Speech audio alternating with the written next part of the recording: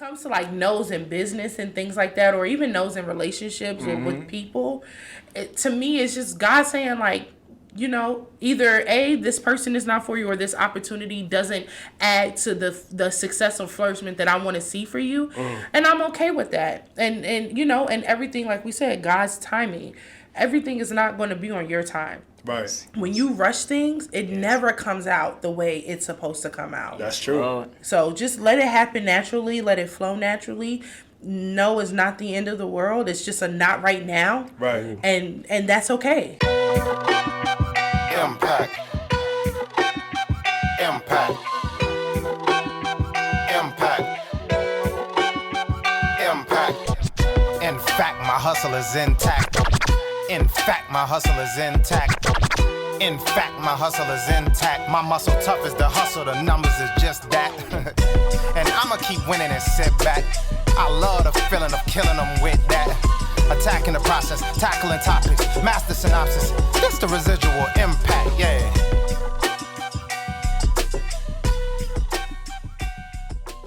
What's going on, ladies and gentlemen? This is your man, Brandon Gio. And your man, JaMichael Moore. And we are the Residual Impact Podcast. Here we inspire others to find the greatness within themselves. And then apply to their community. Let's go. Come on, brother. Mike. Yes, sir. Another day, another episode. It is, man. What number is this, man? Come on, this is 31, man. We climbing the charts, brother.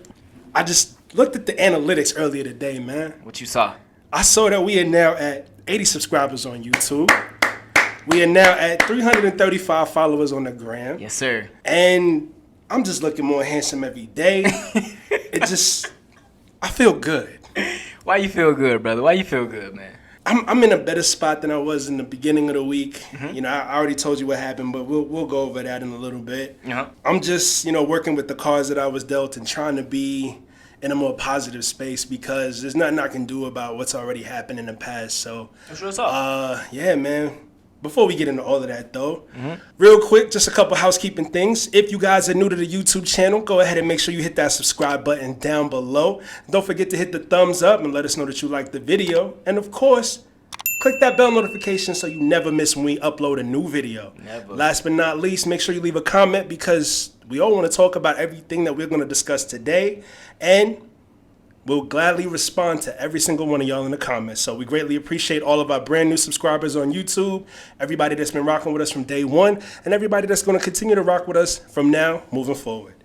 So, with that being said, Mike. Yes, sir. Episode 31. Episode 31, man. Before we get into our weeks, we have a special guest in the building today. Do we? Yes, we do. Okay. Now, I would like to turn the cameras on our special guest, and we could ask her how her week was before we even jump into our week. Man, I love it, brother. Who the guest, though? Who the guest? Who the guest? Today, ladies and gentlemen, we have the one and only Media Maven, which, by the way, I got to ask her about that title in a little bit, but the one and only Media Maven, Miss April. What's going on today? How you doing? Oh my gosh, that introduction. Wow, and you got it right. The Media Maven, I love it. I'm doing well. How are y'all? Good, thank you. That's good. How did you come up with that name, by the way? So my day job, my 9 to 5, which pays the bills, of course, well, in addition to what I do in media, I do home inspections, and we travel all across the country to do like these conferences.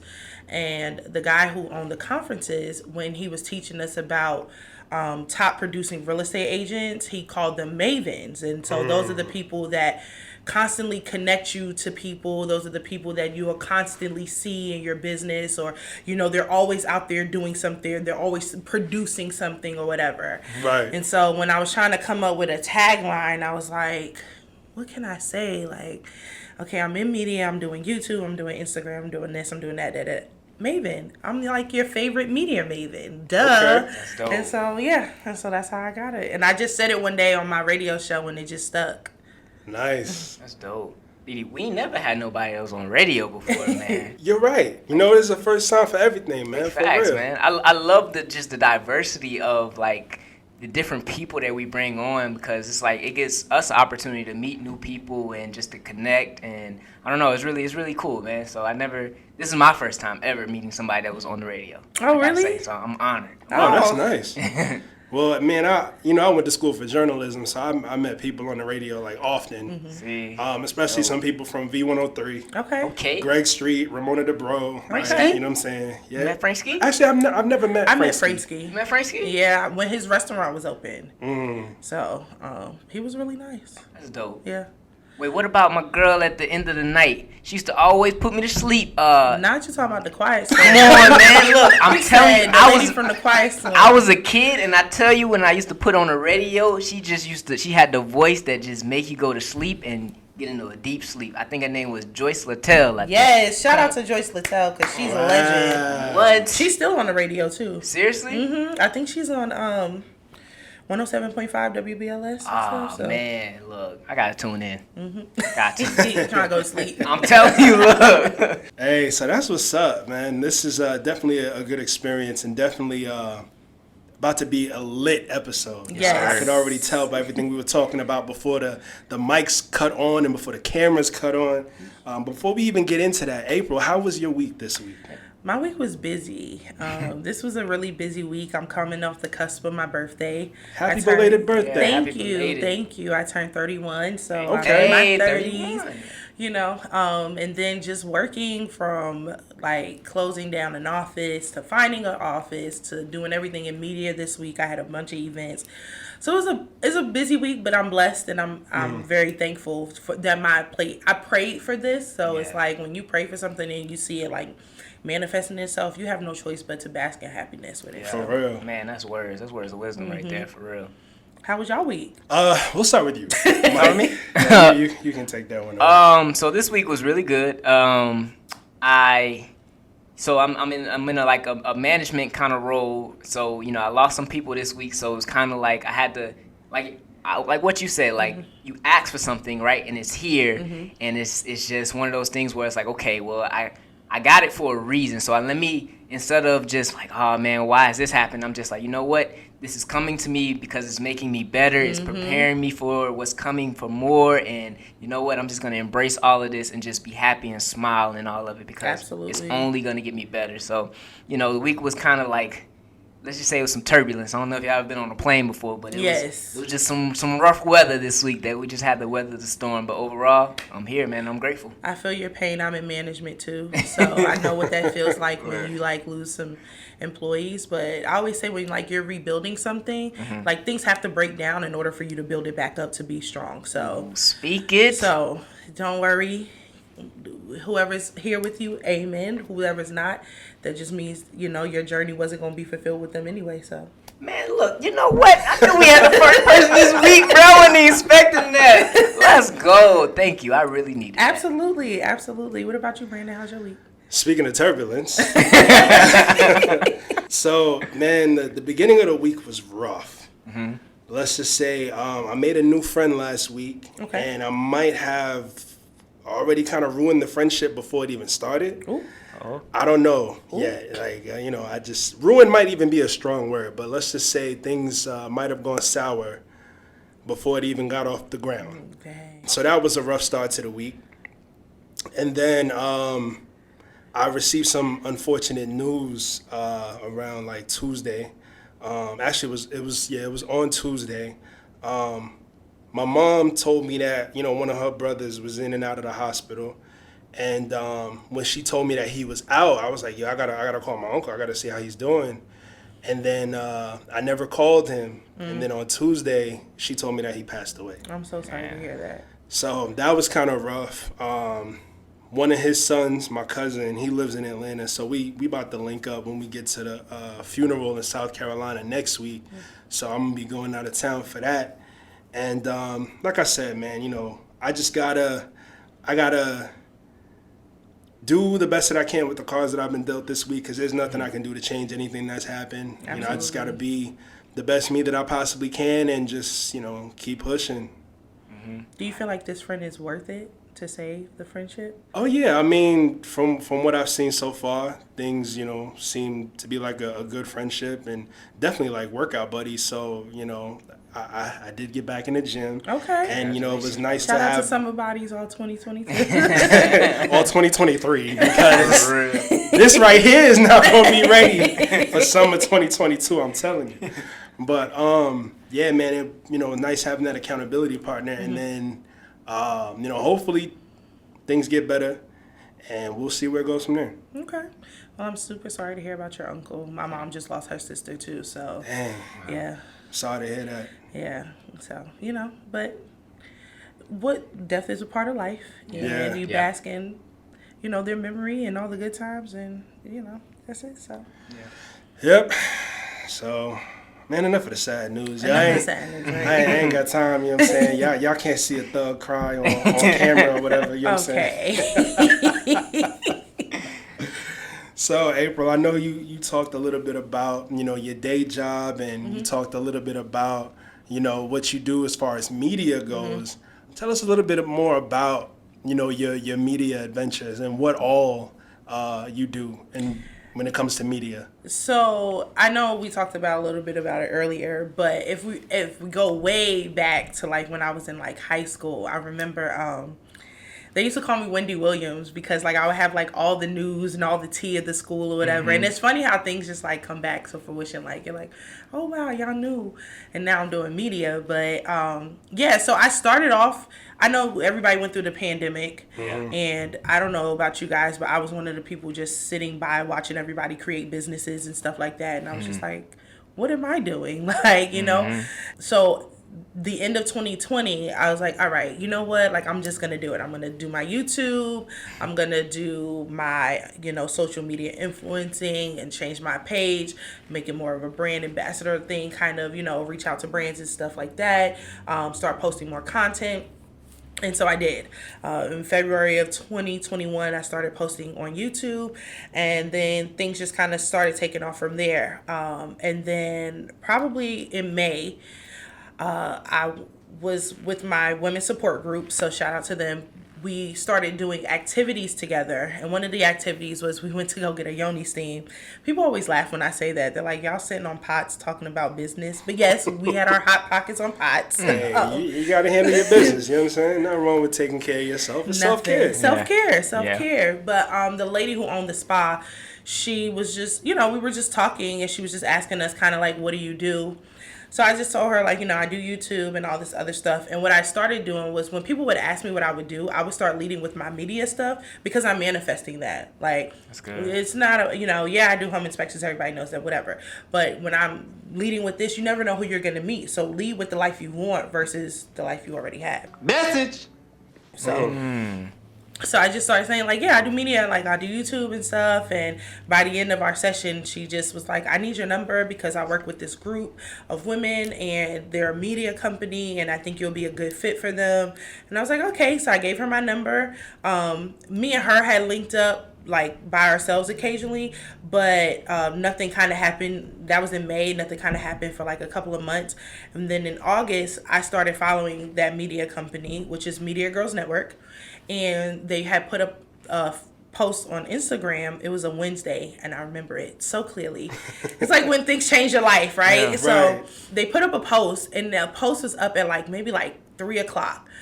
And I had saw it at like 5. It was like now hiring. And that was the last day they were doing interviews. So I was like, I have to go. Like I left work, I left late, but I made it there on time, and I interviewed with Route Runner 404, which is another media company under Def Jam.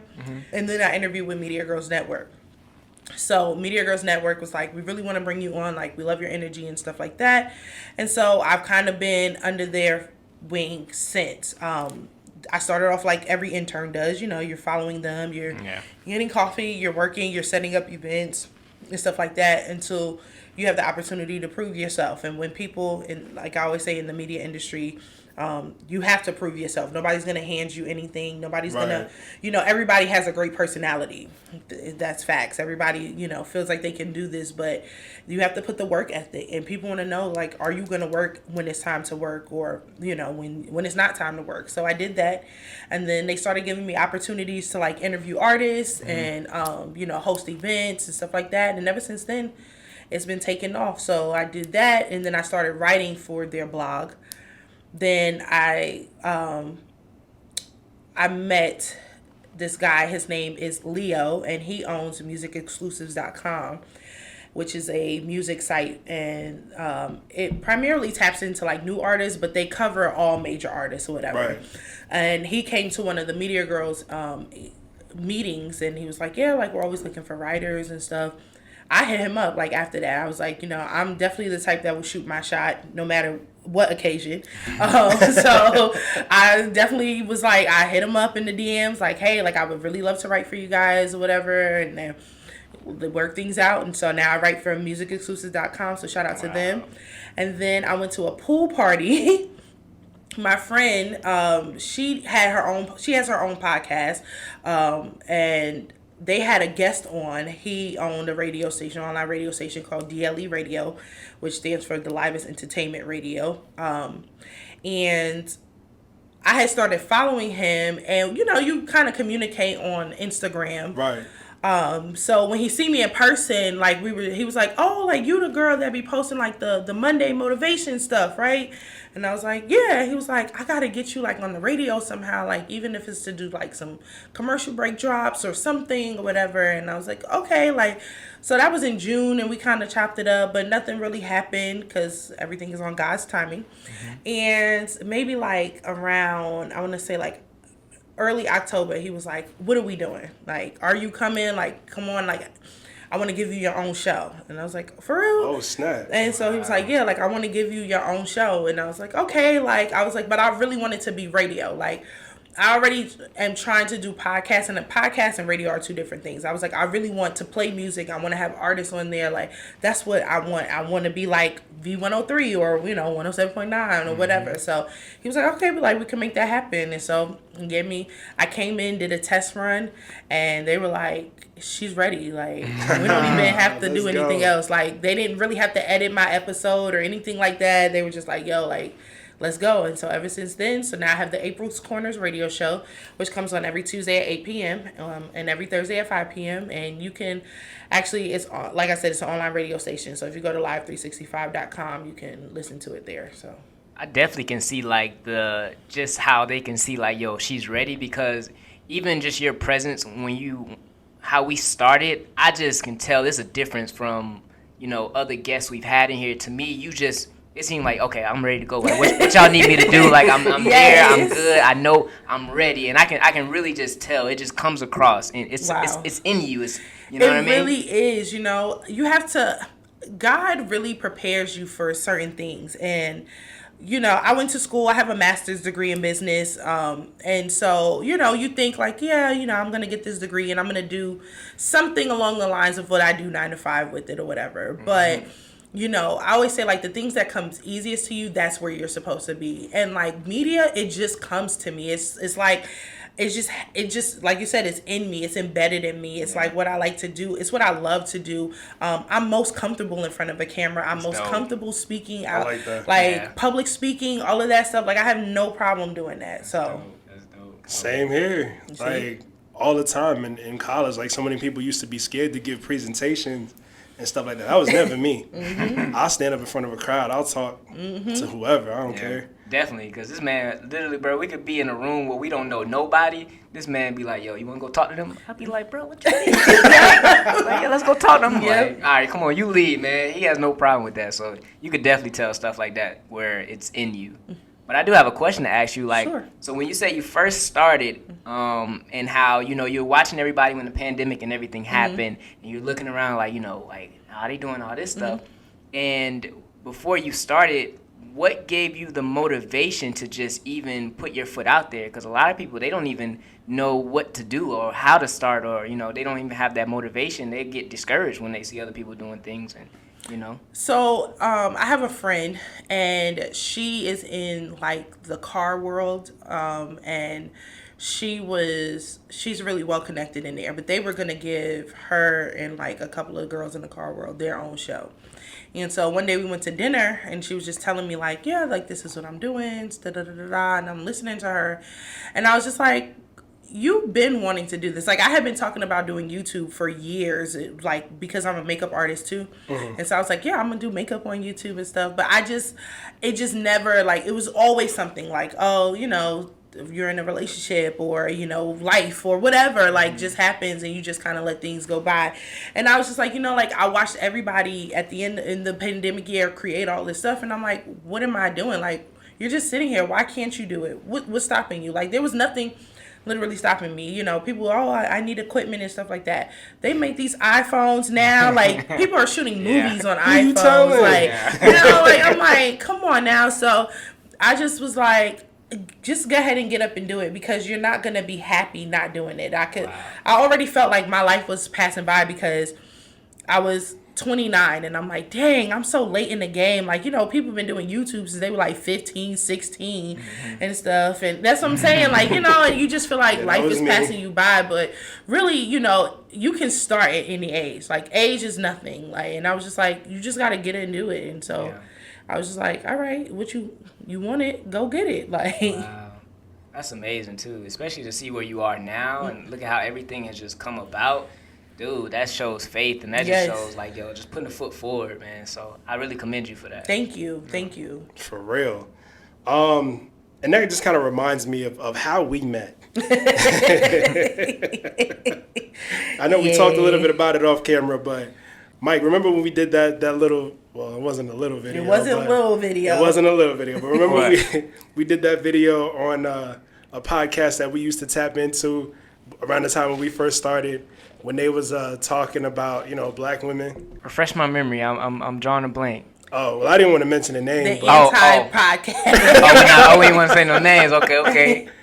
You just tap into it. They had, because that podcast had a couple of incidents. Oh yeah. Never mind. I Yeah, I was about to say, like, our first episode was was about them pretty much. Yes. So around the time we dropped that video, a young lady that I was dating. And now I guess since we all know who that lady is. Thanks, Mike. Sorry about that one. She told me about a room that was about to be hosted on Clubhouse about said podcast. And I decided to join, and I tapped in, you know, and the room was hosted by none other than, you know, the media Maven herself and a few other young women. So yes. Let's go back to that night, April. Okay. Man, it was a while ago. Was that like November? Yeah. Or December or something like that? Do you remember what was discussed in that Clubhouse room that night? Yeah, I mean, we touched on a lot of stuff. So, of course, we talked about the anti-podcast. But that transformed into us just really talking about everything from the history of, like, black families and, you know, just how we're viewed as men and women to each other, and how, you know, we can't let other people come in and determine how they view us and stuff like that. It was a lot. And, you know, Brandon was one of the few men that tapped into the podcast, which we were grateful for, because, you know, a lot of people didn't want to speak up about that, and which was really crazy to me. Like, yeah, I have a lot to say, but nobody's speaking up. But yeah, we talked about a lot. That was a long Clubhouse meeting. It was, and that was one of the things that definitely stuck out to me about, you know, being in that room. Was it wasn't just about that podcast, but a lot about the history of, you know, just us as black people, you know what I'm saying? And it's crazy how, you know, I say this all the time about how my mission in life is just to make sure that we have stronger black families, and, you know, more husbands and wives, and, you know, less baby mamas, baby fathers, even though, again, no offense to anybody who is a baby mama or a baby father. I understand things happen, but, you know, for anybody who's not that, let's do our best not to, you know, feed into that much more. You know what I'm saying? Like, we need elevation. I mean, we've already done a lot of amazing things, but one thing that I say with a friend of mine all the time, like we talk about, is like, everybody wants to be black, but nobody wants to be black. You say that again. You know what I'm saying? Like, they love our culture, they love our style, they love the music, they love the food, they love, you know, everything about us that they can't do. Like, I can't tell you how many times I see people with, you know, other than us, with dreadlocks, and I'm just like, why? Your hair don't defy gravity like ours. Your hair is not the same texture like ours. Why do you want to go ahead and try to lock your hair? It don't even look right. Oh, You know or what I'm when saying? they try to change it, like when Kim Kardashian had cornrows, but they called it boxer braids. Man, listen. I was like, okay. So I mean, it's just like that. Like, we have a huge influence on the world. Let's do whatever it takes, or let's do whatever we can do in our power to not only have that influence, but to really impact the world, you know what I'm saying, in a different way. Like, we need more of us, you know, as politicians, lawyers, doctors, police chiefs, all that. Like, we need people in positions of power, and it's a lot going on. I don't want to get into that too much, but there's a lot that we need to do. Absolutely. You know, what we talked about on the podcast or the clubhouse was how important the black family, meaning the mother and the father and the children, was to the black community, and, you know, how much of success we saw in black communities because of these households that had both a mother and a father in them. And I can't stress enough. I mean, I grew up in a 2-parent household, and I would speak on that all the time. Like, that is so important to have both a mother and a father in the household. For real. You know, so. No, that's real talk. I unfortunately did not, but I do also understand that importance. And you know, before I have any children, I want to make sure that I'm married to, you know what I'm saying, my wife, and both of us are present in the home. Like, it's just, I know for a fact it's super important. So Yeah, definitely makes a difference as far as like the input on stuff and how, man, just how they experience life and how they handle different things, man. It's the mother and father is such a key role, and it's kind of funny of how, if you look at society and how they kind of know that, and they play on that, and they try to divide the family up. It's almost like a mission. It is. Well, in our community, it is. You know, you don't see that in anybody else's community. Right. You know, family is a standard in other communities. You look at the Indian community, you look at the Asian community. They're all built around family. Like, it's not a... America kind of has this individualism attitude where, you know, it's every man for themselves. But in other countries, it's not like that. And then what they try to do, especially in the black community, is they try to divide us because they know, like, you know, we can only be of success. You know, I always hear, like, single moms, and I always say, like, a single mom can raise a child, but you can't raise a boy to be a man. You know, or you know, a daughter's gonna need her mom and stuff like that, and they know that, and they know how important that is. So right. Yeah, no, that's real talk, man. It's very sad, and it's very diabolical. Yo, extremely, man. And even if you think about the history and how far back it goes, like, not even talking about slavery, but even, I mean, it does go back that far, but even like in the early to mid 1900s, man, when welfare was introduced and stuff like that, it's like, yo, you can't collect welfare checks, you know, if the father's in the home. Right, you can't have a man in the house. I was just hearing about that. I forgot who said that. That's crazy. Yeah, they couldn't have a man in the home in order to get the checks, and it's like, what kind of sense does that make? Because if you think about it, the man is supposed to be the provider and the protector, right? So if you have a man in the household, especially at that time, like the 50s and 60s, men were, of course, the primary breadwinners. They were bringing home that money. So it's like, okay, well, it was introduced to the black families. It was like, okay, if you want to receive these checks from the government, we're not going to really question you about anything, but it's like, okay, well, we're just going to give you money to take care of yourself and your children. And just imagine, like, a woman around that time, like, oh, this would be great. Like, let me go ahead and tell my husband. Like, whoa. No. You can't tell your husband because he can't be a part of this. In order for us to give you money, he cannot even be in the home. It's just got to be you and the kids, and that's it. But what are you like, to me, that's just, that's setting the people up for failure. Because I think back. Exactly. You hit it right on the nail. Exactly. Like, we didn't even have to say anything else. Exactly. No, that's it. Wow. Because it's scary, because I remember a point in time where I used to get, like, when I used to live on my own, I started to get food stamps. Somebody was like, yo, you need to start getting food stamps. Like, you can get it. Like, and I was like, okay, cool. And I started to get it, and I'm not gonna lie, it was nice, man, going up in the grocery store, getting like $200 worth of stuff. I was swiping that mug, like, But for a long time, too, I also, like, I felt a little ashamed. I didn't want to pull it out sometimes, but for a minute, I had to stop myself. I was like, okay, I want to get off of this. Because for a minute I was like, I'm getting too used to this, and it could become like a crutch. And I was like, okay, let me just, I don't want to use it no more. So I think of these people that are doing that, and if you're not thinking like that, you can continue on with that cycle and never even try to look for a man, and you're trying to raise your kid without one. And now you have broken homes. Oh, they sick.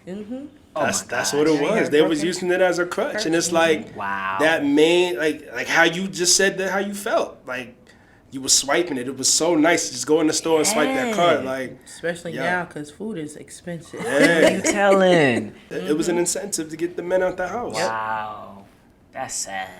What are we gonna do then? Like, what can we do now in today's time? Like, knowing the information that we do know, to like, I don't know, begin to go in the right direction. Because, I mean, I know some damage is done, but at the same time too, I mean, knowledge is power, and like you say, be applied knowledge is real power. So, what can we do now to like make a change?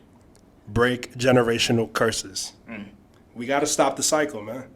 There's got to be a way to stop the cycle. Like, listen, a lot of what we go through today is a result of what our parents went through, what our grandparents went through. You know, like we think about, well, I can really only speak for myself on this one, but I'm sure the other people can relate. Like, my grandparents were together till death did them part, right? My parents, on the other hand, were not. So I'm not going to say that I want to be in the same situation where I, go around and just have multiple kids by multiple women. Like, I learned, like, that's not the thing to do. Yeah. Granted, thank God, I'm 33, no kids. Yeah. None. And I'm going to keep it that way until I find my wife. So, like, that's the mindset that a lot more of us need to have. And I know that that's a great place to start. Because in all actuality, I feel like today, all we think about is sex. I mean, of course. Look at every song you listen to, bro. Look at how even, you have female rappers, they make them even talk sexual in their raps, bro. Come on. Yeah, and it's a part of a plan, man. It's part of a plan. Like, I forgot who said it. I think it was when we had Autumn on the show. She said that a lot of the female rappers that even talk about the things that they talk about, they're all in relationships. So it's just like, I remember, I think it was Cardi B who said, I don't cook, I don't clean, but let me tell you how I got this ring. And then Offset called her out on it and posted a video of her sweeping in the house. Come on, man. And he was like, you better stop lying in your songs. You need to stop lying on your songs, man. She be lying. She clean. She got it clean. I'm gonna punch you in your head. Lying to you folk, somebody you don't clean. Stop. Look at her cleaning. And it's crazy because, I mean, rest in peace, Young Dolph. For the longest time, man, I didn't even know this man pretty much is married almost, or like, you know what I mean? But in his raps, he talking about like menages and stuff like that, and he's like, you would have never thought that. Same with 2 Chainz. Yeah. That man been married. For like years. Yeah, he been married, but listen to all of his songs. Bruh, woke up with 2 on. That's what he said. Woke up with 2 on. Now I think he talking about his kids, I'm guessing. Like, that's what he really was talking about. He talking about his kids, man. Wow. No, I think we have to, but I think, people are not teaching the right parts of a relationship. I think, Yes. That's true, when too. it's coming to, people don't understand the point of marriage or a significant other, aka sign if I can't other. I think we have to pay attention to why these, things are created. Being married is more than just being married. Like we talked about earlier about, we see so much now in our generation. Like now it's just like, oh my God, he married me. I got a ring. Like, let me post it. But really it's about 2 people coming together to build something greater, right? Correct. Yes. So, and behind every great man, there's a great woman. You can't deny that. You see men in power or men who are strong and whatever, and they have a great woman next to them. Most definitely. Don't get caught up in the social media sense of life. And I think that's what's happening too. A lot of people are getting caught up in the glitz and glamour of what's on social media. But remember, people only post what they want to post. Correct. They don't post, all those other times that life ain't looking too good. That's true. So, but I think if we started teaching the right parts about relationships and stuff, building credit together, building a family, you know. I have some friends who are in relationships right now that all I've seen is their life blossom because of the right relationships they've been in, you know, buying And that's the houses key together. word right there. Right. Right relationships. Right relationships. Yes. We're not Yes. talking about those toxic relationships. We're not talking about ride or die. We're not talking about none of that. We're No talking struggle about love. no struggle love. No, Struggle we're love. talking about the relationships that, you know, feed and pour into you positively. So How do we, okay, so with that being said, how do we show people the, I don't want to say the struggle, because we're not talking about struggle love, but just that those rough times where you got to get through. Because, you know, I'm thinking of my own marriage. I'm married, but, you know, I don't post a lot. But in general, like, there's some times where it's like, man, bro, I don't know how we going to get through this. But I wouldn't want to post that. no. But how do you show people that? Because people need to see that.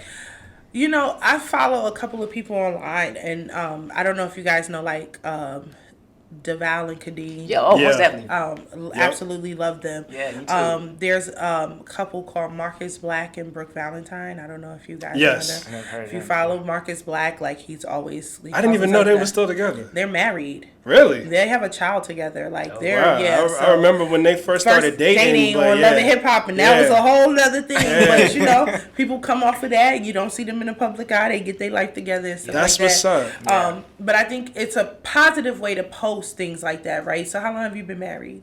So this year is going on 4 years. Okay. The first 7 years they always say is the hardest. Oh, you ain't lying. But you ain't lying. I'm not married, but that's what I've heard. The first 7 years It's is truth to it. really always the hardest. And when you're trying to bring two different things together, it's always hard, right? Because Yes. you have your way of doing stuff, she has her way of doing things. Yes. You know, then y'all have to figure out. One of my spiritual leader or my lifestyle wellness coach, shout out to Queen of Hearts, she always tells me though, when it comes to relationships, she doesn't like to say sacrifice. She always say compromise. That way nobody feels like they're losing in anything. I like that. So everybody gets what they want, and that's what makes people happy. But I think it's a positive way to post about stuff like that. You know, you don't have to post the argument like we've seen people post online, you know, like you don't have to post that, but you know, you can just say like you just did right now, like, yeah, I've been married 4 years and some days are harder than others, but here's how we get through it. And I think, you know, if it starts with social media too, because that's where people mostly go to get their news. So if we saw more of that online versus Love and Hip Hop, you know, that would impact stuff. But then also too, talk to your friend groups and let them spread the word, because I know somebody who knows somebody who knows somebody, and That's good. you know, and start doing it that way too. And then, you know, you change one person's life, you change a bunch of people's lives. So Ooh, that's good. That is good. I like that. It's great to see more like, I kind of want to say reality in a sense of like not reality TV, of course, but more realism when it comes to relationships and how we can be better as individuals, then better as a collective. And then, of course, we have more people who are in those great relationships in a community, and how we can be a better community as a result of those individuals who come together. And then, you know, it just spreads. yes. It does. Right? It does. We talked about how there was some conniving, divisive. I want to choose my words wisely, because I don't want. I don't need, you know, any administrations coming after me and trying to, you know, Cancel you. exactly. Not even just cancel me, but for lack of better words, for the YouTube algorithm, off me. You know what I'm saying? Like, that brother knows too much. We need to silence him in a way and make it look like an accident. But yeah, like Kanye West said it in one of his songs on Late Registration. It's like, how we stopped the Black Panthers. Ronald Reagan cooked up an answer. And he was talking about, you know, when heroin was very prominent in the 60s and 70s, because it was like, okay, the black community was thriving, marriage rates were high, Financially successful. financially successful, like grandma and granddad, like Owned they supermarkets owned and buildings. Yep, they and- owned businesses, they owned homes and stuff like that. The community was flourishing, and all of a sudden, out of nowhere, let's throw some chaos in that community. So we're gonna do it by distributing drugs, right? Wow. So it started with that, And then, of course, later on towards the 80s, with referencing the Kanye line that I just dropped, the crack epidemic. Yeah. To where things got even worse. Oh, man, that was terrible. Yeah. So, I mean, it's just, they know how to divide the community. Yeah. And everything back then was like, when all of that was introduced into our community, first and foremost, we didn't have access to stuff like that. We didn't have access to go get...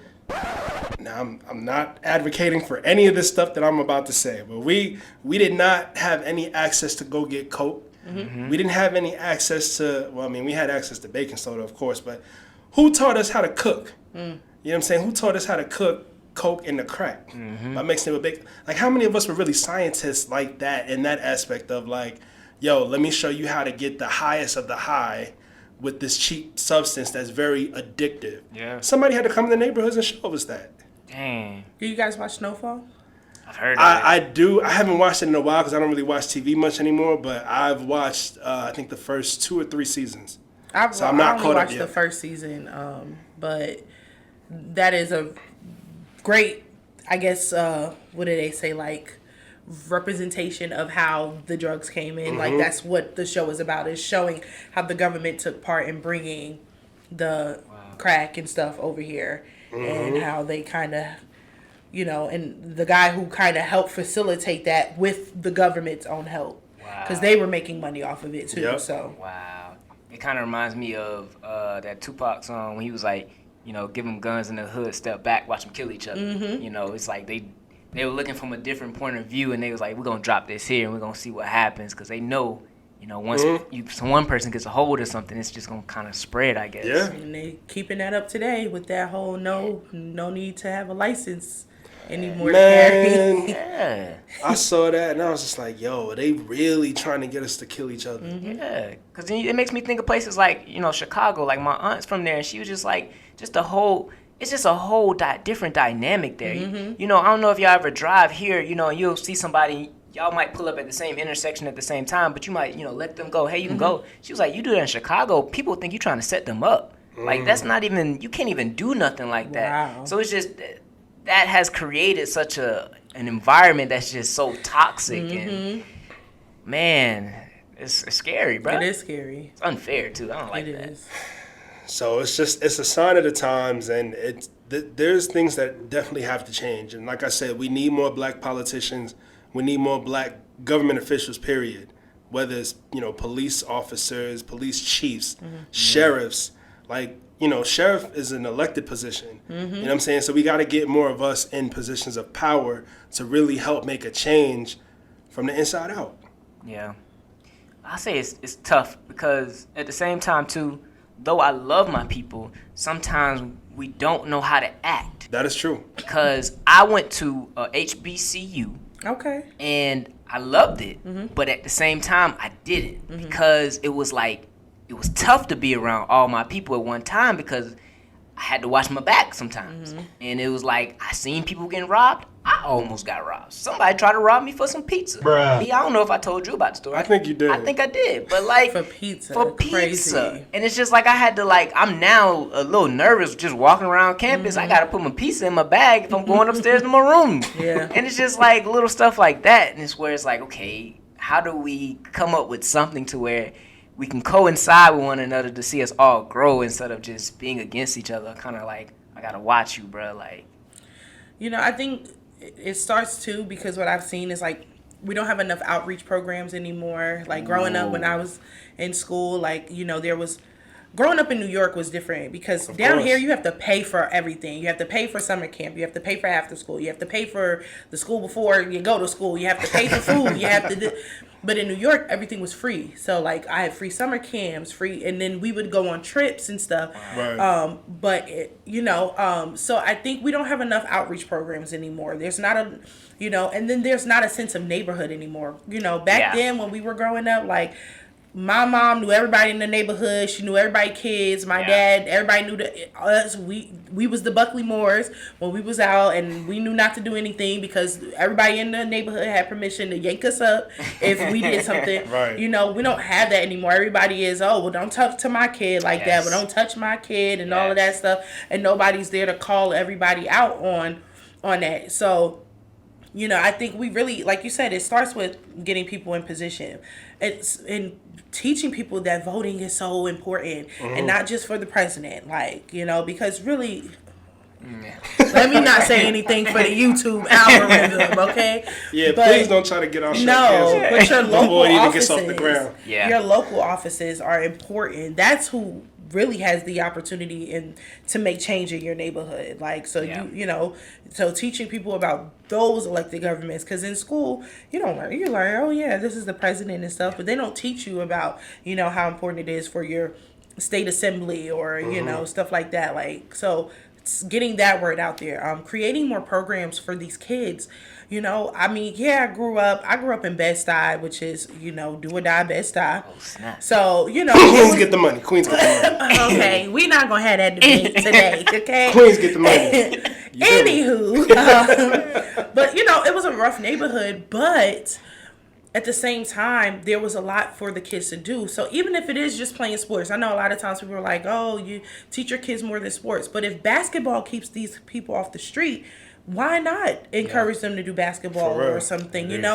I was able to get a job at 14. Now you got to wait to 16, 17 to get a job, and stuff like that. It was just a different time back then, but I feel like it was more, especially, and I lived in a predominantly black neighborhood, and I was having access to all these opportunities. Even with my school, I went to Frederick Douglass Academy 4. And I went there from 6th grade to high school. And one of the things that they were doing was they were doing college tours. So every year we would go on a college tour to a different city. Nice. And it gets the kids out of their own neighborhood, and they get to see that there's more to life out there. Yeah. We just need to figure out a way to target our kids now, show them that there's way more to the world than what they see on these phones and these tablets and stuff like that. Teach them about the real history of the African American, society, and how we were once kings and queens and things like that, putting that out there so they can see there's more for you out here than what they are trying to show you. For real. Ooh, that just made me think of something. Maybe that's another part of the problem is people are, like you said, the kids are on their phones, and think about what you're seeing most of. You're seeing these music videos, people with guns, you know what I'm saying, talking about this and that, and then that's what they're inspiring to be. Because I see a lot of them, they look exactly like a lot of these other rappers, man. Yo, and the crazy part about it is, and this all starts in the home first and foremost. Yes. We need more parents and not more, my son or my daughter is like my best friend. We need less of that, because I'm so sick and tired of seeing these young 3, 4, 5, 6-year-olds dressing like somebody baby daddy. Facts. And they don't dress themselves. It's the parents that's dressing them. This is true. Why your little son got a chain that's longer than mine? We got younger parents now, though. Right. My parents are older, but now you see, when I was, and my ex has a son. When we were taking him to school, we were 20 and we had 20-year-old parents. It's grandmas is not grandmas anymore. It's true. So, I think that's another thing, and like you said, with the tablets and stuff, that's who's raising kids now. You ever see, I've never seen somebody go get on your tablet just so the parent can just, whatever. Do whatever they want to do. Back then, my parents, they were forced to play with us and take us outside and do stuff with us, Right. And so nowadays, it's just a different time. It's a different time, and it's not really conducive to helping us become better. It's, Wow. So. Big facts. Remember we talked about, how we had to be inside before the street lights came Okay, on, bro. Now, these kids don't have no curfews. They out until the sun come up. I don't know. Wow. I don't know, but, I want more for my people. For real. I do too. I third that. You feel me? That's what we need, man. I'm honestly sick and tired of seeing, I don't know, man, just generational curses. When does it get to the point to where we say this stops here? This stops with us. We're not going to continue the same cycles. We got to think differently. We have so much access to the world now with all these devices and stuff, but I feel like a lot of us are using it for the wrong things. And we're not really hip to what we could really use them for. And, get that generational wealth, or get knowledge on how to make generational wealth. Like the saying goes, if you feed a man, you give a man a fish, he eats for a day. You teach him how to fish, he eats for a lifetime. You know what I'm saying? Like, there's people literally out here wanting to teach people how to fish. But you got to be willing to learn. You have to be open to learning how to fish. But a lot of these people, you know, nowadays, they'd rather just use their tablets and their smartphones to just be on, you know, IG all day scrolling, whatever. You know, I don't know, man. I think all of this stuff is part of a bigger picture, of course, like we talked about before, you know, when it came to welfare system and then, you know, drugs being put in the community, and now all of a sudden it's like the reality TV. Like, that's all you see on TV now. It's like, I used to watch MTV all the time for music videos and stuff like that when I was a kid, and now you can't turn it on without seeing ridiculousness or wilding out. Yeah. Now, granted, those aren't reality TV shows, but, you know, 16 and Pregnant is all over the place, Teen Mom, like all of them shows. So it's just like, where the music videos at? I mean, you know, that dead a long time ago. Yeah. Right. Unfortunately. I mean, that's on every VH1 used to be a music channel. That's true. Now it's strictly reality TV. Like, and low budget movies. Yeah, pretty much. Or reruns of the same movies. Like, I ain't never watched Baby Boy this much. Like, we can go word for word for Baby Boy at this point, because like, it's crazy. It just makes me think of, I've seen this thing, I don't know if y'all seen it, but they did like a little experiment of like, they had fleas in a jar. And they, you know what I mean? Like, I did see that. And the fleas, they had the jar open and the fleas can jump crazy high, but then they put the lid on the jar and then the fleas only jumped as high as the lid. And then when they took the lid off, the fleas had grew up with the jar on so much that they never went as high as the lid anymore, even with it off. So I just think about our people. Maybe there's been a lid on us for so long that now we programmed that think that I can't be this, like what you're saying, a politician or president. I mean, well, shout out to Barack, you know what I'm saying? Yeah. But like, these just different things, they don't see a lot of it, so maybe they don't think that they can become this or actually make a change. Because when I think of voting, a lot of times they think that, oh man, if I vote for this president or this politician, they ain't gonna really change nothing. It's still gonna be my hood. I'm still gonna have to carry something around, like, you know what I mean? Like, so maybe it's just a condition on our mind right now that's been passed down for so long. So how do we change that? I think this is a good place. Radio, motivation, like she said, the outreaches. I know mentoring is important, like how we talked about B. And man, the music is so important too. Music plays such a key role. We gotta figure out some way to like influence the people because they're influenced right now by the wrong stuff. For real. And I don't know, man, it's tough. And we all have nieces, nephews, you know, little brothers, little sisters that we can, I guess, pour into, just try to point them into the right direction the best as we can, because that's where it starts, at making it affect us around the people that are around us, because they're going to go and talk to somebody else. Yep. I know, B. I know you passionate about this one, man. I am, and I can go on, and it's crazy because none of this was in the notes. This definitely, I mean, this is the third or fourth episode in a row we went off the cuff, but it came to a great conversation. I know, and again, like you said, I can talk on and on and on about this because this is my passion. This is what I want to do with my life, and I don't care what it takes for me to see it through. You know what I'm saying? What it cost me to see it through. Yeah. You know, but definitely, like, I really want to see a change, and hopefully we get to see that change before all of us leave this earth, man, because our people are beautiful, our people are powerful, our people are very influential. Yes. Yeah, again, nobody, everybody want to be black, but nobody want to be black. It's, again, the story of black people in America. We built this, what we're on, and then they try to erase it like we didn't. But, but they sit down and they watch. Even now with TikTok, right? Did you see that there was a point in time where they weren't giving, like, black creators the recognition they did. So black creators stopped creating. And literally TikTok went silent for they did not know what to do. There was no dances for them to copy. One of the main songs I think was it was Megan Thee Stallion. And that's thot-ish, you know what I'm saying? They did not know what to do, and that's a prime example of just how we control not only the culture but how we control the world. Like we can literally make the world stop. What Beyonce said? We can literally make the world stop. Is that? I don't know. What She did. said. She did. She said, Okay. "Make the world stop." Carry on. I got you. But yeah, we can, and we don't. We have to recognize the power in us. Like we just do, because I was like, look at them online, not clapping off beat and just stomping their feet and don't have no real rhythm. There was somebody who made they made a TikTok when that song came out, Thought Ish came out, and they was like, that was when a lot of the black creators were not making dances to that song. And this white person said, the song literally says, hands on my knees, shaking A on my thought ish. And somehow white girls just came up with this. Yes. Like, that's all they were doing in the videos. And it's like, the song is giving you what to do, right?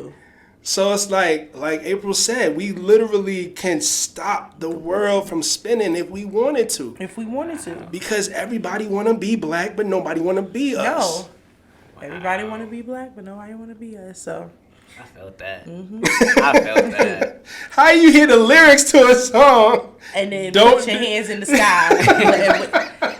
Like, okay, girls. And it's just, again, we have to recognize the power that we have. Yeah. We have so much power. We have so much power, but we have to channel it. We have to come together, stop these silly divide conversations. Oh, men and women and all this other stuff. Like, they feed off of that. Oh, let's throw that in there and distract them a little bit, And it's all about driving a wedge. Like, when you drive that wedge between us, we are not as powerful as we can be. No. We all know that the buying power that we have as a collective, especially in this country, it's like trillions of dollars. And what do? We want to spend our money on dumb stuff. Like, I can't remember. I think it was Chappelle, like Dave Chappelle. He had a skit to what would happen. Like, I think it showed what would happen if black people ever got our reparations. Now, granted, Chappelle's show was out in like 2003, 2004-ish, but he was depicting a lot of us going to buy rims and stuff like that for our cars. And I remember there was this one lady, all I remember from that skit was like, she was walking around with a wad of cash and she was being interviewed by a news reporter and she was like, hide the money, y'all. There's poor people around.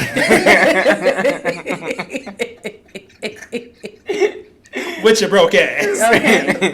Like, it's true. Like, we have immense buying power, but we don't know what to do with it. Yeah. No. Instead of investing our money into things that are going to help improve us as a society, there's so much out there that's targeted towards us, especially when it comes to music, especially when it comes to reality TV, that we just want to put our money towards. Yeah. For what? Why? Oh, gosh, no. But it's just like, why do we spend our money on the most outlandish stuff? Like, well, because they're not teaching us, like, other things we can spend our money on, right? That's true. So, like, I always say, like, one of the things that I wish we would have learned growing up was financial literacy, right? They don't teach us financial literacy in school. Like, now I saw that they're actually starting to create classes in schools, like, for credit and real estate and all this other stuff. They didn't have that when I was going. I was learning Pythagorean's theorem. Yeah, how many times have you used a squared plus b squared equals c squared? To this day, I have never used that. That's what I'm saying, like, really, like, okay, but they don't teach us what we can spend our money on. But if you look at, like, white kids, like, their parents groom them from young. You're going to take over the credit, family business. They put stuff in their credit, in their names, and not phone bills. That's exactly what our family did. Yep. They put the phone bill, the cable bill in our name. Don't pay it. Exactly. Ruin our credit before we even get to 18. Okay, like, they teach them about stuff like that. Like, we don't get to learn things like that, and it's sad, they give them debit cards early and teach them how to manage their money. They're going to work and teaching their kids, like, take 10% and put that in saving, 20%, whatever. However anybody wants to do that. But we don't teach our kids that. This is another conversation that I have a lot, is the conversation of, like, when you see, like, when white parents and their kids work versus black parents when their kids work, and, like, how black parents, like, once their kids start working, okay, you got to pay me rent. Now, I've seen that some parents say, like, I'm taking the money and I'm putting it away, and when they turn a certain age, like, I'm gonna give that to them.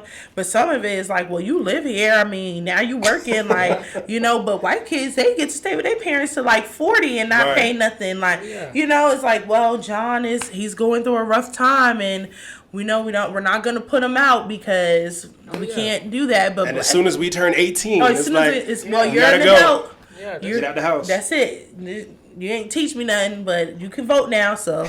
That's so true, because I actually worked with a guy. He's 18 years old, and basically he was saying something about he didn't have access to his check, but he was still making money. Mm-hmm. And I was like, what are you doing with your money? He was like, I got like $7,000 saved up. I'm like, how you pay? He was like, I live with my parents. Yeah. And he, he's a white guy. Yeah. He was just like, I live with my parents and they pay for everything. Yeah. But he got $7,000 saved up, and you have some black people, grown people that only got that. Yeah, don't have that, and it's just again, we're not taught that these things are important.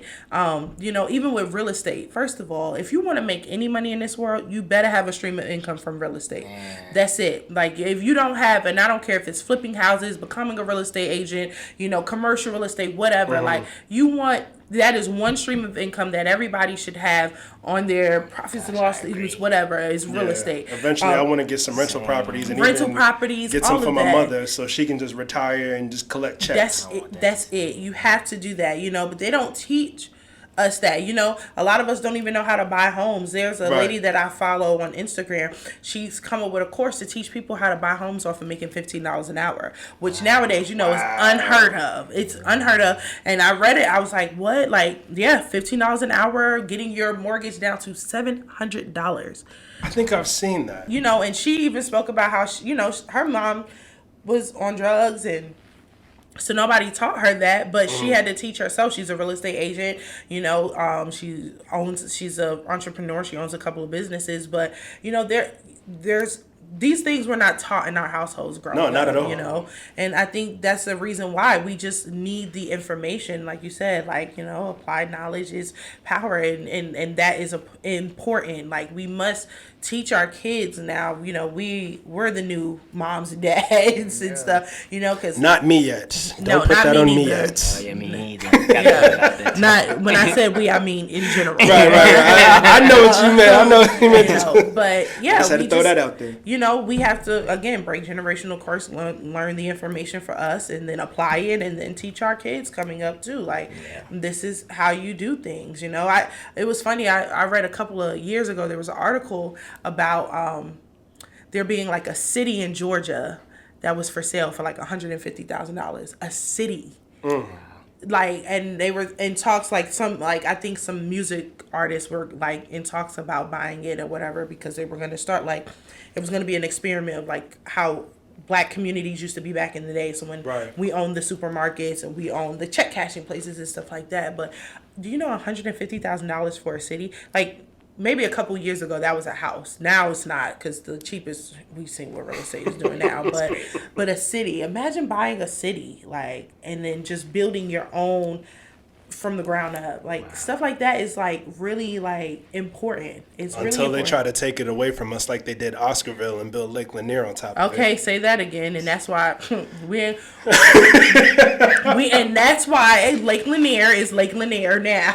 And I don't go. I do not go to Lake Lanier. I think it's just, we got to show, a lot of times too, when we buy like the rims and stuff like that, we try to flex our wealth and show what we have. But like, when you're buying real estate, you can show that, but that's not what people want to show. They don't want to show that, but that's a way of showing your wealth, but we show it in different ways when we get some money. Yeah. That's the problem. Well, look at some of the wealthiest people in the world. Like, they don't buy things that depreciate. They buy things that appreciate, right? Yeah. They don't, and I mean, they don't dress like Mark Zuckerberg is not wearing Balenciagas. Nope. He's wearing flip-flops and driving expensive ass shoes. The Honda Fit. Like, you get what I'm saying? Like, they're wealthy people don't have, because they know they're wealthy. Yeah. They don't have to show you their wealth. What do they say? Like, when people are loud, then chances are they ain't got nothing. That's true. So, with us, like, yes, everything is about the drip, and I need the Balenciagas, and I need the Louis Vuitton and all this other stuff. But you don't have 3 times the amount to put in the Louis Vuitton. Right. Like I think it was Jay-Z who said, if you can't buy an item 3 times over and still have money left over, you can't afford it. No. Wow. Yeah. No, and that's facts. But we just do everything for flex culture. Man. Everything I can say that I want in my life, like this is why I'm in no rush, and I believe that course. everything has no time. I want it to be sustainable, bro. I Yeah. don't want to hit today and go tomorrow, Yep. man. I want to have it forever, bro, if I can. So, That's it. That's powerful. what a great conversation, ladies and gentlemen. I gotta say, for real, this has been very informational. And this is exactly why male podcasts are needed. facts, man. Big facts, man. Dude, B, do we got anything else on there? I mean, I know we done went straight off the board with this one, man. It's but, like, all good. This Man. We had a great conversation, this whether has it was been- on the cuff or not. Like, I don't really have anything else here, but oh my you know, god. I mean, it's just it's been great, man. I feel Like, enlightened, brother. I'm not gonna lie Same to you. here. I feel really good. And the thing about it is, it's great to know that there's other people out there who share our passion, Yeah, right? man. And I know we're not the only ones who think like this. I know, April, you're not the only one who No. thinks like this.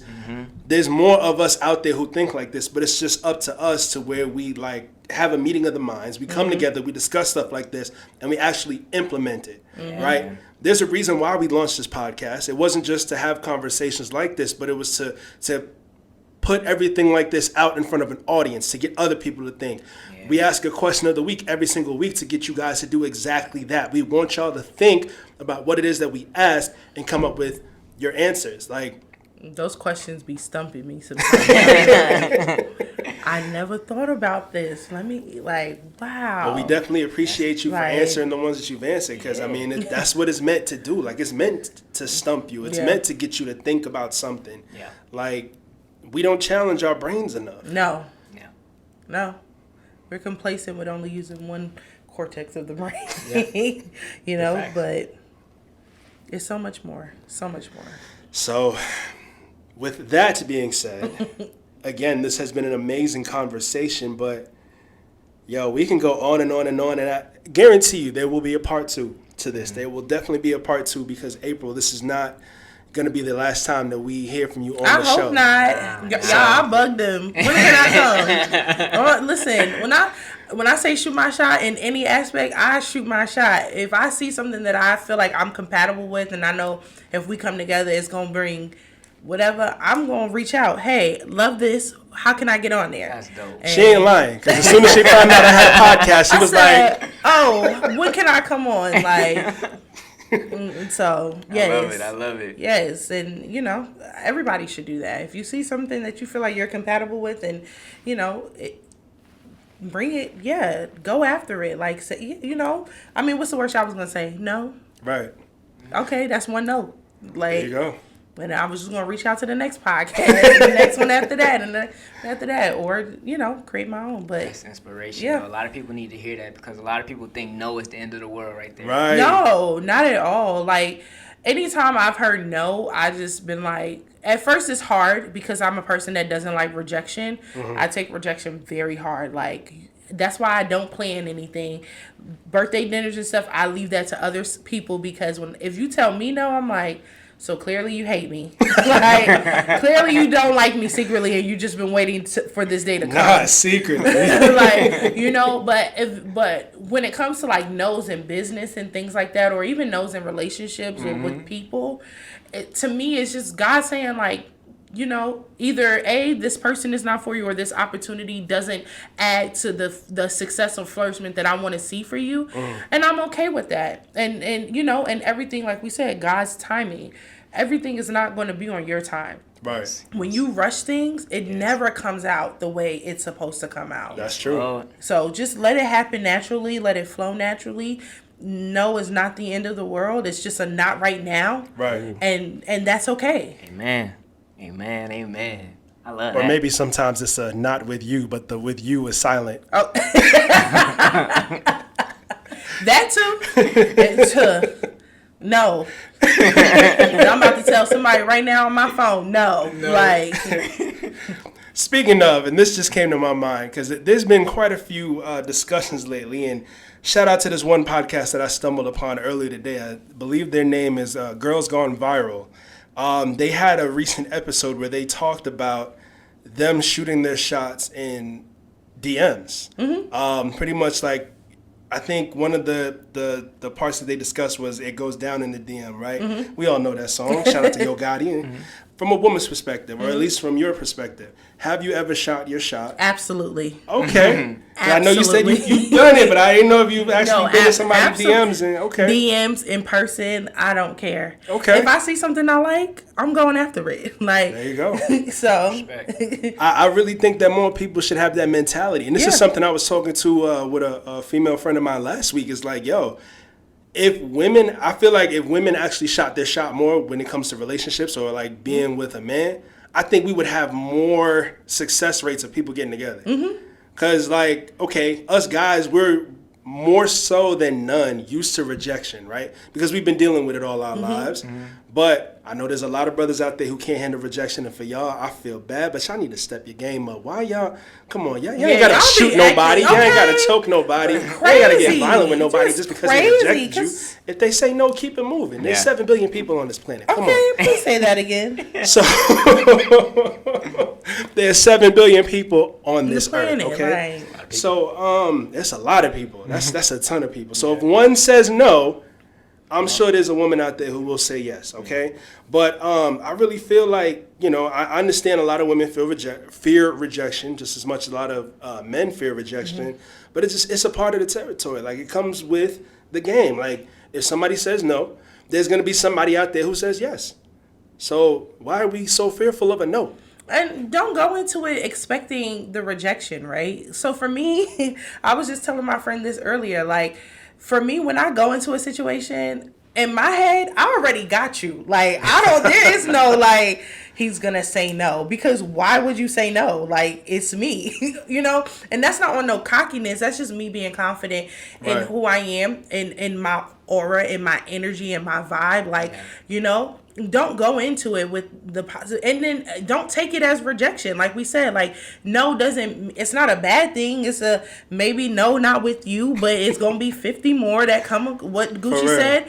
Next 15 won't coming. Yeah. Exactly. Like, I feel like women should shoot their shot more anyway, because I feel like that's a level of confidence that we all look in that camera right there and let them know. Hey ladies, it's your girl April B, your favorite media maven, and I'm telling you right now, shoot your shot more. That's a level of confidence that men respect.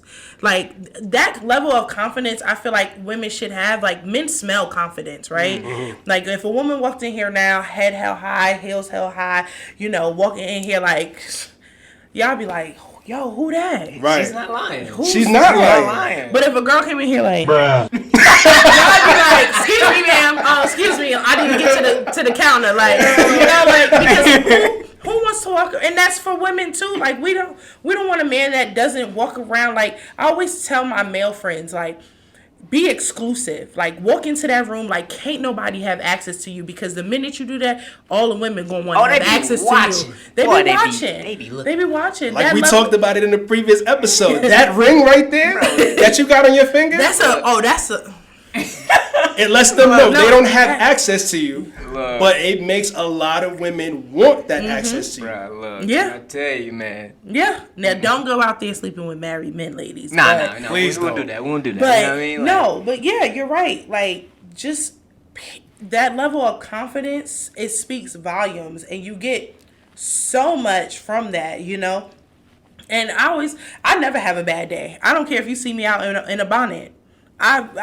There's been times where people are like, oh, you wearing your bonnet out, like no man is gonna talk to you, and I done pulled 2 dudes already off my bonnet.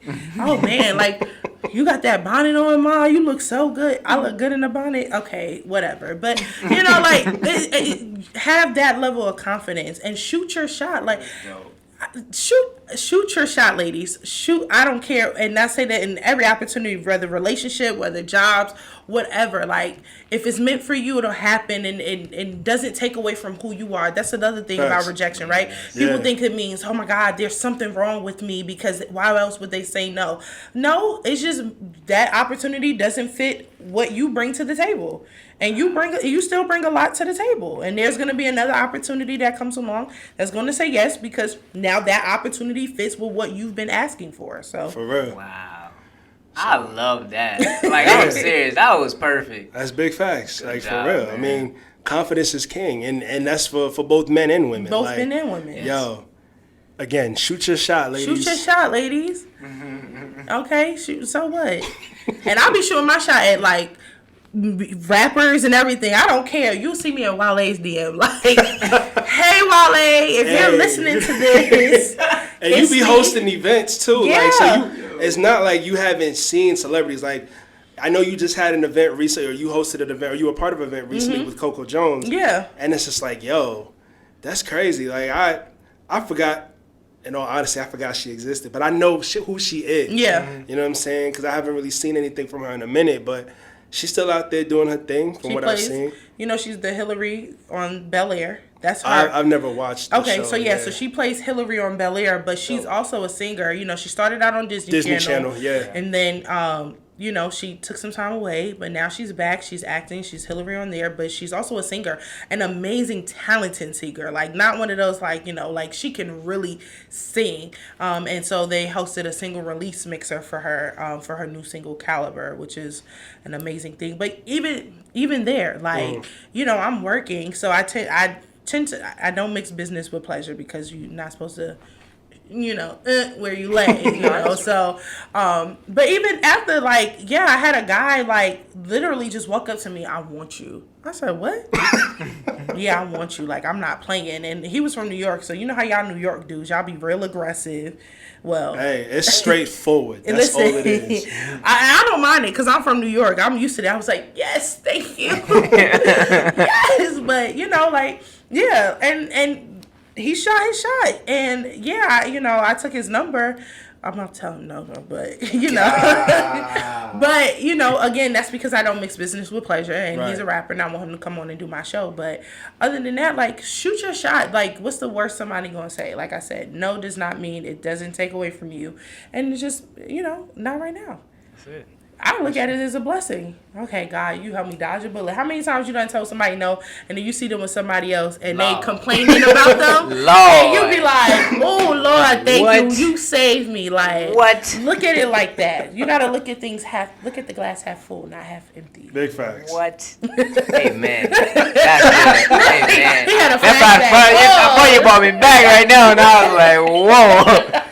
Thank God. Yo, that's crazy. Thank God. Look, y'all, I'm just really grateful right now at this moment. I would have not expected this, because I didn't know you, of course, before here, and I can honestly say it has been a pleasure to get to know who you are. Oh, thank you. And before we even started, I honestly felt like, I was like, man, like, you just got a good energy about yourself. Thank I was you. like, I felt so comfortable with you being here, and I was like, man, this is gonna be good. That's the point of April's Corner. That's why I created April's Corner, because I wanted people to feel like when they talking to me, like, you're talking to a friend. Like, you know, That's like, what's you're up. comfortable in this space. It's a no judgment space. I never judge anybody. We can all be where somebody else has been. So, you know, but most importantly, like, yeah, let your hair down, let your guard down, and let's just chat it up and have a conversation, and good energy, good vibes. Like, that's it. Yeah, man. I love that. So, man, speaking of good energy and good vibes, Mike, what time of the show is it, brother? Oh, brother, it's that time, man. It's that time, man. It's that time for that dessert. That dessert. Everybody loves dessert, man. I know I You do. can tell I love dessert. Yeah, I'm trying to change that, but you can still tell I love dessert. You Hey, feel man, me? ain't nothing wrong with that, brother, man. So it's that time to get into them answers of the week, man. Yes, sir. So before we get into them answers, my friend, what was the question of the week for last week? So the question from the previous week is, how would you describe freedom in your own words? Okay.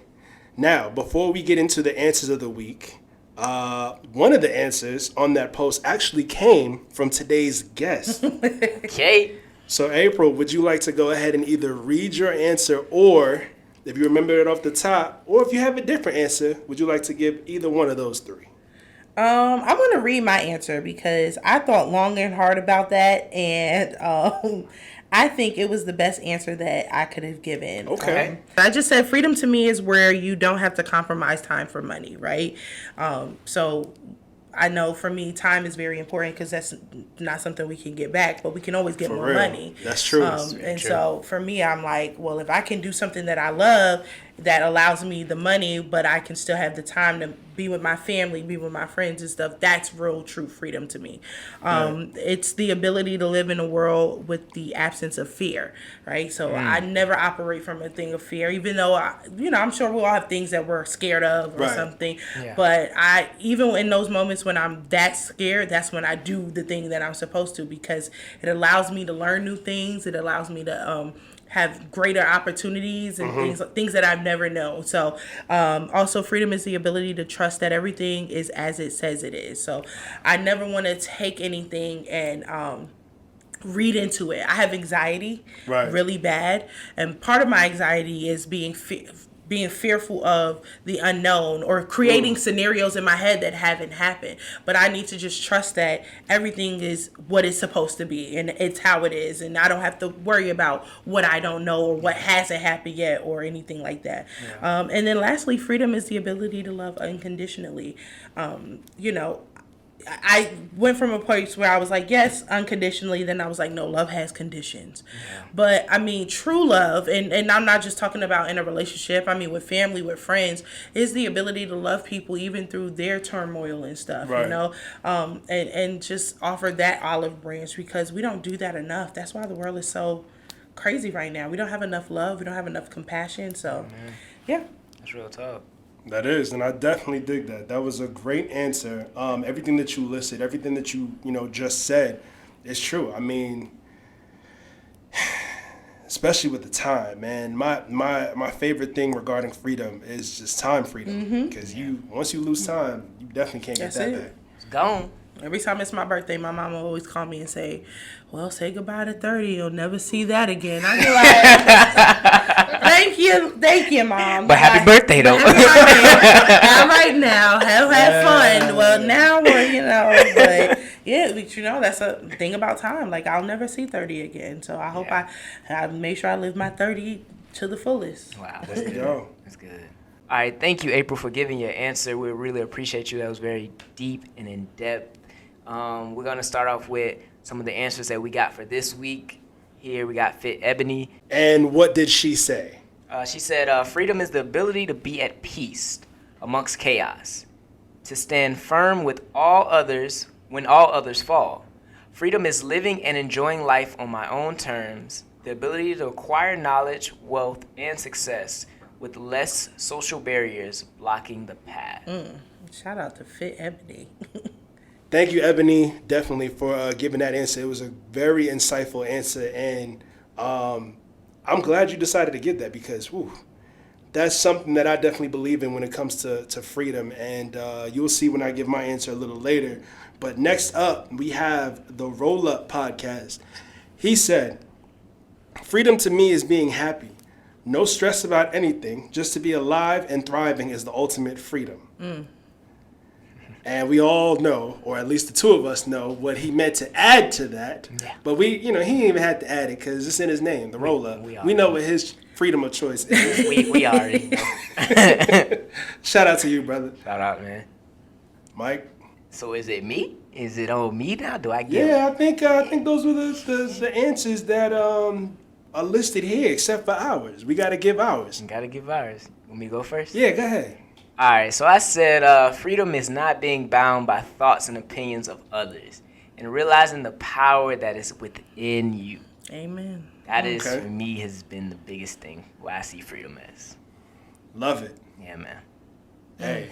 A word. Yeah, for real. I don't even, mine can't even follow up after that because I should have gone first. No. But now, for real, I said freedom to me looks like being able to do whatever you want, whenever you want, without having to ask for permission to do so. And I put a bunch of emojis down, like, playing golf, which we all know takes a lot of time to do. It's like, golf is not like a quick one-on-one game or a quick full court game, but I also got meditation, playing ball, going swimming, traveling, whether it's on a plane or a yacht. I'm going to somebody's beach, man. Like, just the freedom to be able to do that. I do feel you on that, B. I do feel like that's freedom, because every time I be thinking about, like, man, I want to do something, I got a request off. Right? That sounds a little crazy. I got a request off. Yeah. And I saw somebody post on Instagram as like, I'm going to stop calling it a vacation request, more like a vacation acknowledgement, because I'm not requesting to go off on vacation. I'm telling you that I'm taking this. Exactly. And shout out to my job, because I have vacation acknowledgement. But and when I hear stuff like that, it just makes me appreciate my job more, because the guy who owns my company, like, he's not really a micromanager type thing and stuff like that. Like, and I'm a manager. I run our Buford office. But yeah, like, I don't, that's crazy to me. Like, a break. Like, I wish, if I don't log on for 10, I remember my manager told me one day, and this is how I knew I was working for the right company. He said, I don't care if you log on between 6 and 12 or 4 and 8. As long, whatever you can do your work in that time, go ahead and do it, and that's all that matters to me. I said, oh yeah, I'm working for the right company. Y'all hiring? Look, we are hiring currently. We're actually looking for inspectors, so here's a little bit of advertisement. So if you are currently looking for a job and you have reliable transportation, we will pay for all your training and all of that. Just come see me, please. Hit me up in the DMs, or I don't care. Like, but yeah. Y'all heard it. No, for real. But yeah, like, that's crazy. Request off, or one of my friends, she has unlimited PTO. I said, oh wow. My gosh, yes. Like, and all she got to do is just send it in, and she's gone. Like, they don't check with her. I'm like, these are, and you would think that times would change with how the pandemic was, because now people feel more inclined to say they don't have to ask. People are more speaking up more for themselves in jobs. That's why you see so many now hiring signs, because we no longer letting y'all treat us like slaves to these positions. That's not okay. Everywhere you go, everywhere you go, they're hiring, and somebody, it's McDonald's and stuff, but they're willing to pay $30 an hour. I almost put in an application. I don't know about y'all. There was one time we talked about it in the previous episode. There was one McDonald's that I saw on the internet somewhere. They had an iPhone incentive. Oh yeah, They still hiring?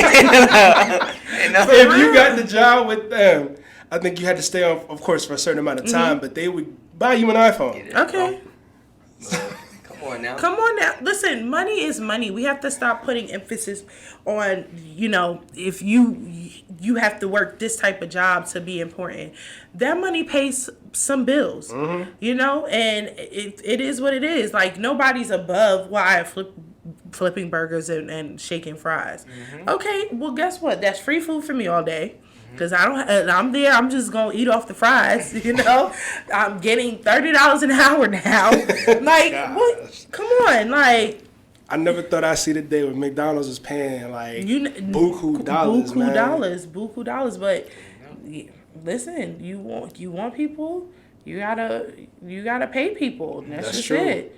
And we don't live in a world, like, I remember there was a time where, like, it was a 2-parent household, so the dad could go out and work and the mom could stay home. We don't have that luxury anymore. Both parents have to work. You gotta make a substantial amount of money in order to do that. 6 figures now isn't even like you can't just make $100,000. Remember when $100,000 was like, oh my God, like how? Now it's like you gotta make $500,000 just to even sustain in this world. And we live in Atlanta. Imagine like living in California or New York. Yo, when them gas prices was high, Cali was at like $7+ man. Yep. And I was hurting over $4.30 over here. Listen, I was about to get a bite because this is just not. I was about to treat it like it was New York and walk everywhere. Like, I'll get up at 6 a.m. and I should be to work by 9. So. But you know what? It is what it is. And then by the time I leave, it's cool enough I can walk home. So it's cool. Like, for real, like this. Just don't let it rain. Just don't let it rain. But yes, we want to thank everybody for the answers of the week. We greatly appreciate it, man. We love that y'all are taking the time out to put some thought into these questions. That's the whole purpose of us doing this. For real. And B, I think it's time. It's that time of the day now where we give it to them again. So, of course, we can't just give y'all the answers of the week from the previous week. We got to give you another question. Bada bing. You stupid. yo, come on, B, man. Why you messing up the flow, man? I hit him with that ad-lib real quick, bro. Why you got to hit him with that ad-lib? I'm a rapper, bro. Huh? Trying to get into the street. Check my mixtape on SoundCloud. Dropping soon. Boy, ain't no way, boy. Oh, Lord. A few moments later. So we're going to do it like we've been doing it, right? Where we have our guest ask you guys the question of the week for today's episode. So, April, not to put you on the spot, but to kind of put you on the spot. Oh, gosh. What question do you have for the audience today? So for the past couple of weeks, I've been thinking about like being grateful for all the opportunities that come in, big or small, right? Mm-hmm. So I think my question is, what have your small wins taught you? That's a good one. Because everybody acknowledges all the big stuff that they do, but I feel like my small wins are more important than my big wins. Most definitely. So like what that. has your small wins taught you? Okay. That's dope. That is. I like that. And with that being said, y'all already know how to answer the question of the week. If you guys are watching us on YouTube, make sure you leave your comment. Make sure you leave your answer to the question down below. And we'll be sure to read it on the next episode when we read all the other answers. And of course, for those of y'all who are going to see it on Instagram, because we always put it on Instagram, right? If y'all not following us already, you better go ahead and follow us at Residual Impact Podcast on IG. We will always put the question of the week as a post on our page, and we'll definitely repost it on our personal pages, and we'll put it in our story. So, any other ways that they can reach us, Mike? I don't think there's no other way, unless you just want to personally give us an answer in person. If you ever see us on the street, I got that answer for you. No, don't do that. Nah, because I'm not gonna remember your answer to say it on the show. Like, I need something to read. Okay, put it on the comment section in YouTube. Drop it on the IG. You could even email it to us for all I care. Don't listen. If you see me on the street, you want to show love. But don't give me the answer to the question. Come on now, who does that? Hey, watch, we're gonna have somebody do that. To you. Not I'll let you tell it to me. I ain't gonna tell I'm gonna remember it, but I'll let you tell it to me though. I ain't mad at you. But yes, we appreciate y'all and everybody that will reach out. So we thank y'all for that as well. Most definitely. Man, today has definitely been one for the books. Yes, 31. Congratulations to y'all. Thank you very much. We are working on being as consistent as possible with this entity, with this machine that we have created here. And it was only right that the fact that, I think it was God's time, and it happened. We were supposed to do this episode last week, but it was your birthday.